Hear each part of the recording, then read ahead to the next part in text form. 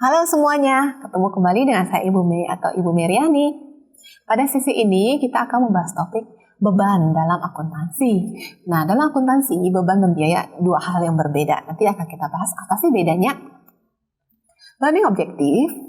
Setelah mempelajari video ini, diharapkan Anda dapat memberikan contoh beban dalam kehidupan sehari-hari, contoh beban dalam perusahaan, pengakuan beban menurut standar akuntansi, bagaimana pengukuran beban menurut standar akuntansi keuangan, bagaimana pelaporan beban menurut standar akuntansi keuangan. Nah, beban dan biaya adalah dua hal yang berbeda dalam akuntansi. Nah, seperti di video sebelumnya, kalau biaya pengorbanan untuk mendapatkan sesuatu, nah beban pengorbanan untuk mendapatkan sesuatu yang sudah terpakai, maka menjadi beban. Misalnya 1 Januari 2022, misalnya 1 Januari 2022 Ibu menyewa rumah 3 bulan, 1 bulan 5 juta, pada 1 Januari 2022 Ibu bayar 15 juta. Nah, pada saat terjadi transaksi itu, Ibu catatnya sebagai biaya. Biaya kan udah terjadi, nah belum menjadi beban. Kenapa? Karena belum terpakai. Nah, pada saat di akhir 31 Januari 2022 maka udah menjadi beban 1 bulan. Tadi contohnya 1 Januari 2022 Ibu membayar sewa rumah 15 juta untuk 3 bulan. Berarti 1 bulan 5 juta. Pada 1 Januari 2022 transaksi Ibu bayar belum menjadi beban, pengorbanan untuk mendapatkan sesuatu yang telah terpakai bebannya. Kalau tadi biaya pengorbanan untuk mendapatkan sesuatu, kita mau beli makan kita bayar, belum terpakai itu biaya. Pada saat kita pengorbanan mengeluarkan kas untuk mendapatkan barang atau jasa, maka itu biaya. Nah, beban pada saat sudah terpakai itu menjadi beban. Nah, contohnya tadi Ibu menyewa rumah 3 bulan 1 Januari 2002, pada saat 1 Januari itu biaya, pada akhir misalnya akhir 31 Januari 22, 1 bulan, nah itu bebannya 5 juta 1 bulan. 2 bulannya masih biaya, belum menjadi beban. Nah, bagaimana supaya 3 bulan ini menjadi beban 15 juta pada 3 bulan akhir bulan ketiga. Misalnya 1 Januari bayar untuk sewa 3 bulan 15 juta, maka akan menjadi beban 15 juta ini pada 31 Maret 2022. Nah, itu yang beban. Jadi pengorbanan biaya, pengorbanan untuk mendapatkan sesuatu, pengorbanan kas untuk mendapatkan sesuatu yang sudah terpakai, maka itulah beban dalam accounting ya. Menjadi expense. Expense itu beban hidup Bu, berat gitu. Apa misalnya harus bayar sewa gitu. Udah terpakai maka dalam akuntansi itu adalah beban. Nah,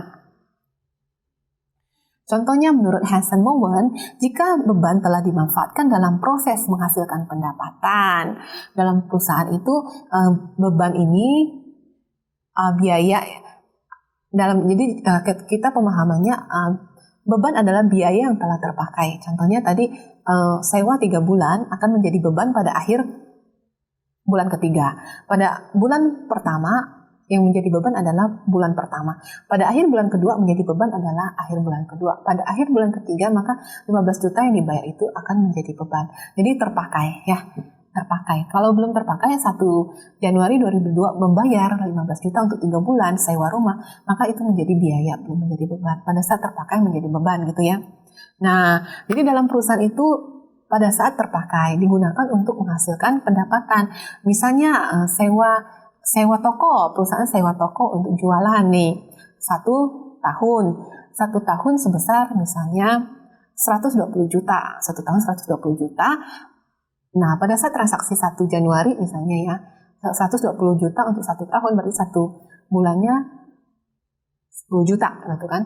Nah, pada saat transaksi itu biaya, pada saat terpakai menjadi beban ya.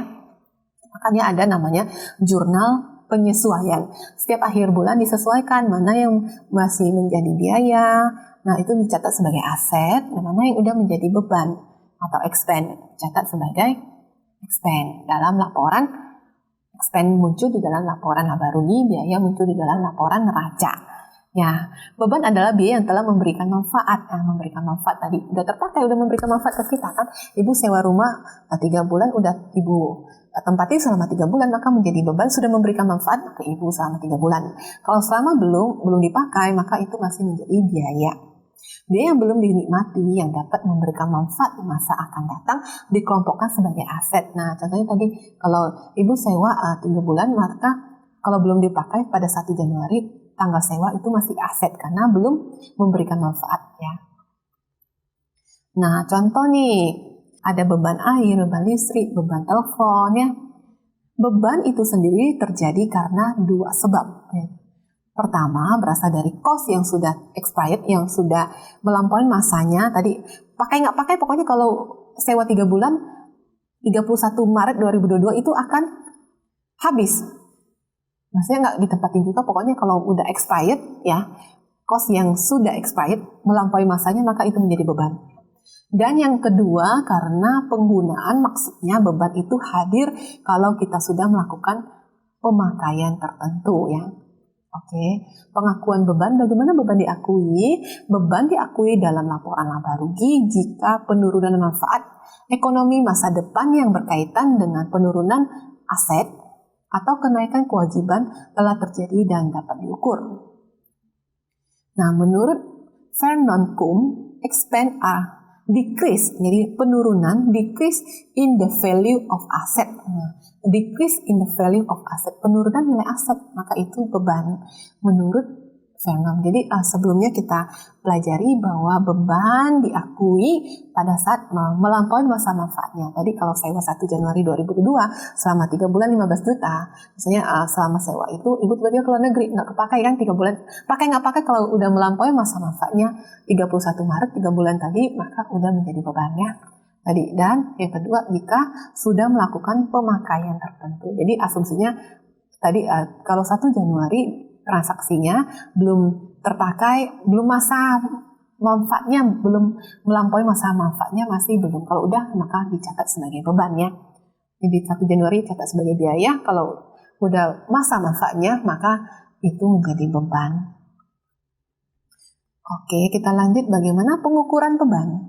Beban diukur dengan nilai penurunan dalam aset atau peningkatan dalam utang yang berkaitan dengan produksi atau penyerahan barang atau jasa ya. Menurut Carter Yusri, beban diukur dengan nilai penurunan dalam aset ya, nilai penurunan dalam aset atau peningkatan dalam utang yang berkaitan dengan produksi atau penyerahan barang atau jasa. Penyajian beban disajikan ke dalam laporan laba rugi sebagai pengurang dari laba rugi. Ya. Jadi beban dalam laporan laba rugi pendapatan kurang beban dapat net profit atau loss. Ya. Kalau beban lebih besar maka dia rugi. Kalau beban lebih kecil maka lebih kecil dari pendapatan maka profit atau untung. Akuntansi beban. Dalam akuntansi antara biaya, cost dengan beban dibedakan pengertiannya karena dalam semua pembahasan akuntansi kedua istilah tersebut memang berbeda. Tadi kalau biaya adalah kas yang dikorbankan untuk mendapatkan sesuatu. Kalau beban adalah kas yang dikorbankan untuk mendapatkan barang atau jasa yang sudah terpakai atau melampaui masanya. Nah, demikian video ini, semoga bermanfaat. Sampai ketemu di video berikutnya. Sampai jumpa, bye-bye.